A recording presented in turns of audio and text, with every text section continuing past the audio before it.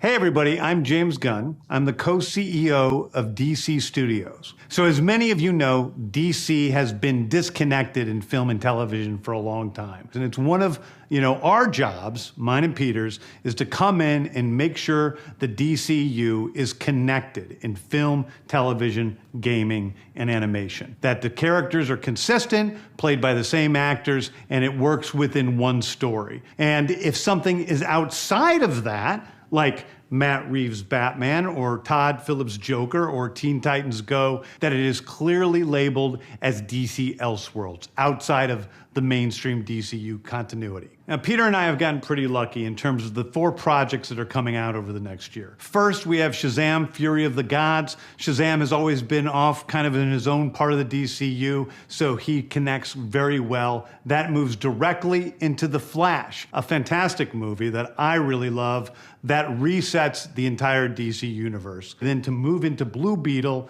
a fantastic film about a kid who's a marvelous part of the DCU, and then into Aquaman 2, which leads directly into our next few projects, which I'm going to tell you about now. So, Peter and I, along with a group of very talented writers, have started to map out an 8 to 10 year plan of what DC Studios will be in film, television, and gaming. This first chapter is called Gods and Monsters. Now, this, what I'm about to tell you, is a part of the first chapter. It's not the entire first chapter.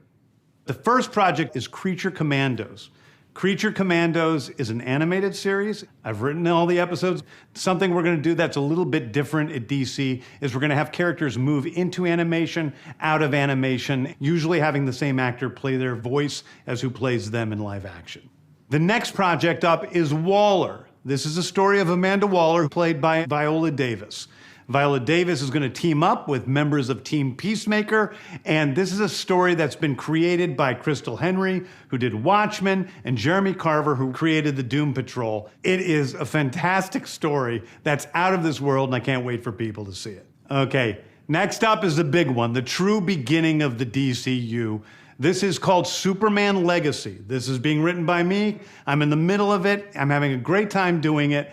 And Superman will be released into theaters July 11th, 2025. Okay, the next thing is a big premiere HBO television series called Lanterns. This is a story of a couple of Green Lanterns, John Stewart and Hal Jordan, and we have a few other Lanterns peppered in there, but this is really a terrestrial-based TV show, which is almost like True Detective with a couple of Green Lanterns who are space cops watching over Precinct Earth. In it, they discover a terrifying mystery that ties into our larger story of the DCU. Next is a big movie called The Authority. The Authority is a passion project of mine. It's based on the marvelous Wildstorm characters we are now bringing into the DCU and will interact with all of our primary DCU characters. The Authority are a group of superheroes who think the world is broken and they want to fix it by any means necessary. I think it's a very different look at superheroes.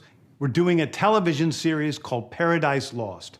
Paradise Lost is the story of Paradise Island, usually known as Themyscira, which is the birthplace of Wonder Woman. It's almost like Game of Thrones with Westeros, but with all of the inhabitants of Paradise Island. The introduction of the DCU's Batman is The Brave and the Bold. The Brave and the Bold is the story of Batman and his actual son, Damian Wayne. This is based on Grant Morrison's great comic book run. Damian Wayne is my favorite Robin. He's a little assassin who Batman tries to get in line, and so this is the story of the two of them and the beginning of sort of the Bat family in the DCU. Next up is a TV series called Booster Gold. Booster Gold is one of comics' really popular cult heroes. He is a fascinating guy. He's a loser from the future who uses future technology to come back to present day and become a superhero so that people will love him. It is basically the superhero story of imposter syndrome on an HBO Max series. One of my favorite comic book series from last year was Tom King's run on Supergirl, Woman of Tomorrow. And so we're going to turn that into a big science fiction epic film. Now, Superman is a guy who was sent to Earth and raised by loving parents, whereas Supergirl in this story, she is a character who was raised on a chunk of Krypton. She watched everybody around her perish in some terrible way, so she's a much more jaded character. And that brings me to Swamp Thing, the last thing we're going to talk about, a very dark horror story in the origins of the monster who is Swamp Thing. And although it's totally outside of the rest of the DCU, it will still feed into the rest of the stories. Anyway, those are the stories that I can tell you about right now. I've loved the DC characters since I was a child. They're incredibly important to me.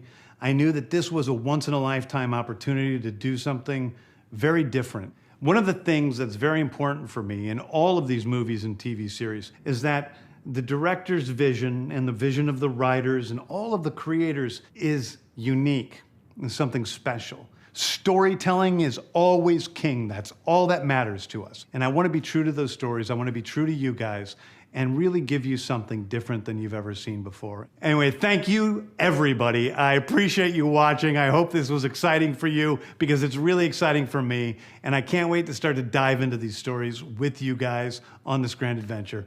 Thank you so much.